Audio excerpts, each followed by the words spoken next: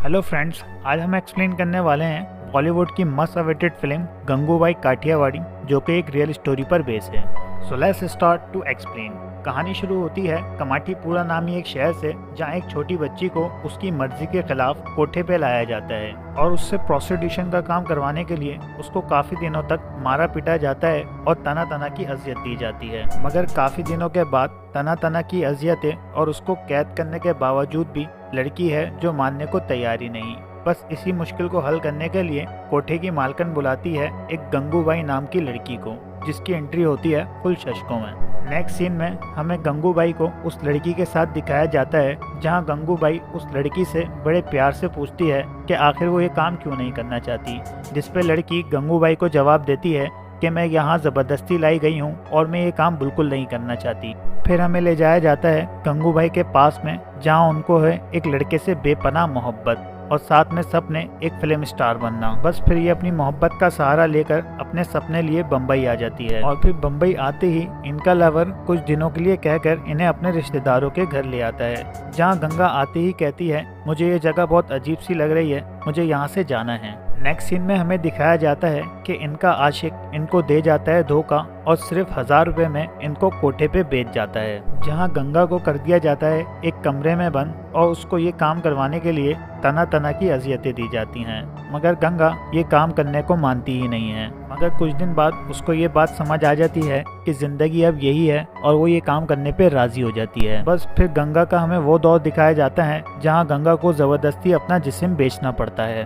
बस फिर लड़की आहिस्ता आहिस्ता कोठे में अपना एक नाम बना लेती है। मगर मैं साथ में आपको बताता चलूं, ये जो कोठे की मालकन है इसका गंगा से 36 का आंकड़ा है। और वहीं साथ साथ में हमें गंगा को अपने घर वालों को भी याद करते हुए दिखाया जाता है, जिनको वो याद कर कर हमेशा बहुत दुखी हो जाती है। और फिर नेक्स्ट सीन में हमें दिखाया जाता है कि कोठे की मालकन, जिसका इससे है 36 का आंकड़ा, वो इसके कमरे में एक इंसान नुमा हैवान को भेज देती है और बाहर खड़े होकर ऐसे एक्टिंग करती है जैसे इसको कुछ पता ही नहीं।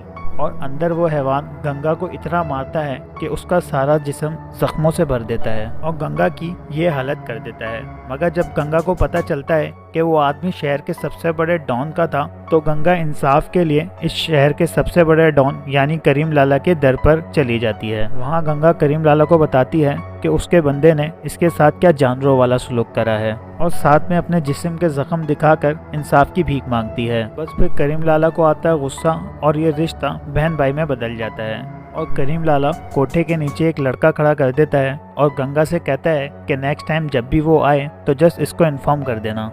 और फिर एग्जैक्टली वही होता है, वो बंदा वापसी आता है और खबर करीम लाला तक पहुंच जाती है। बस फिर एंट्री होती है शहर के सबसे बड़े डॉन करीम लाला की, जो उस बंदे को शहर के बीचों बीच मार देता है। बस फिर ये सब होने के बाद गंगा का पूरे रेड डेड एरिया में एक भरम सा बन जाता है, क्योंकि करीम लाला गंगा को अब बहन मानने लग गया है। बस फिर एक दिन कहानी बदलती है और कोठे की मालकन एक दिन इस दुनिया से चल बसती है। इस कोठे की गद्दी को किसी ना किसी को तो संभालना होता है और वो संभालती है गंगा, और गंगा अब गंगा से गंगूबाई बन चुकी है। फिर हमें उसी सीन पर ले जाया जाता है जहाँ गंगूबाई उस लड़की को अपनी स्टोरी सुना रही होती है। फिर गंगूबाई उस लड़की से कहती है अब फैसला तुम पर है कि तुमने यहाँ रहना है या घर जाना है, जिस पे वो लड़की कहती है कि मुझे घर जाना है।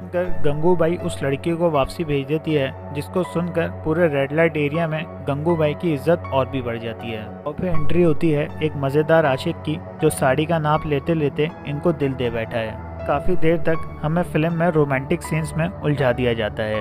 ये होती है रजिया बाई, जो इस रेड लाइट एरिया की प्रेसिडेंट हैं। इसके साथ साथ इसके नाइंसाफी के चर्चे भी इस शहर में बड़े मशहूर हैं। फिर गंगा इसको इलेक्शन में हराने की ठान लेती है और पैसा और पावर इसको करीम लाला से मिलती है। गंगा के दोस्तों के साथ साथ गंगा के दुश्मनों में भी इजाफा हो जाता है और एक दिन उसके कोठे पे लगता है छापा। का हल वो पुलिस को पैसा खिलाकर उनका मुंह बंद करवा देती है। और फिर हमें एक कमाल का सीन रजिया बाई वर्सेस गंगा आमने सामने दिखाया जाता है, जहाँ रजिया बाई गंगा से कहती है कि तुम मुझे तेवर दिखा रही है, जिस पे गंगा रजिया बाई से कहती है मैं तेवर नहीं तुझे दिन में तारे दिखाऊंगी। ये सुनकर रजिया बाई कहती है कि तू इलेक्शन जीत के दिखा। और फिर रजिया अपने इलेक्शन की तैयारी के लिए सबको एक जगह पर उसकी स्पीच सुनने के लिए बुलाती है, मगर वहीं गंगा अपना तुरंत का इक्का फेंकती है। फिर शहर के बीचों बीच फिल्म लगाकर सबको उसमें मसरूफ कर देती है।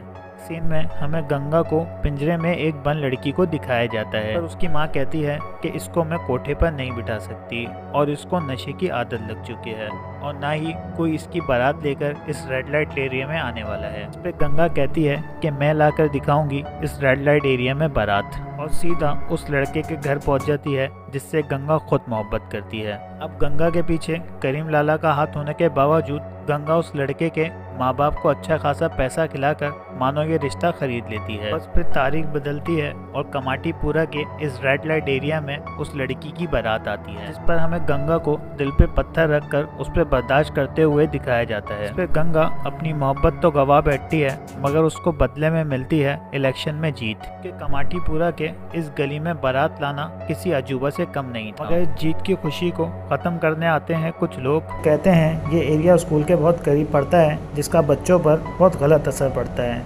लिहाजा इस एरिया को इस जगह से खत्म किया जाए। नेक्स्ट सीन में हमें दिखाया जाता है कि गंगा खुद उस स्कूल में पहुंच जाती है जिस स्कूल ने इसके खिलाफ नोटिस दिया होता है, जहां इत्तेफाक से गंगा की मुलाकात एक जर्नलिस्ट से होती है, जो गंगा को सिर्फ एक खबर के जरिए रातों रात एक स्टार बना देता है। ये मामला इतना बढ़ जाता है कि सीधा देश के प्राइम मिनिस्टर तक जा पहुंचता है। और फिर वक्त बदलता है कि एक कोठे पे बैठने वाली लड़की डायरेक्ट प्राइम मिनिस्टर के रूबरू होती है। फिर एंड एंड गंगा इस रेड लाइट एरिया को बचाने में कामयाब हो जाती है, और तो और इसको एक लीगल हैसियत दिलवाने में भी कामयाब हो जाती है। फिर गंगा के दुश्मन भी उसके दोस्त में बदल जाते हैं और कहानी को यहीं ख़त्म कर दिया जाता है। चलो, अब वीडियो अच्छी लगे तो सब्सक्राइब ज़रूर करते जाना। फिर मिलेंगे नेक्स्ट वीडियो में।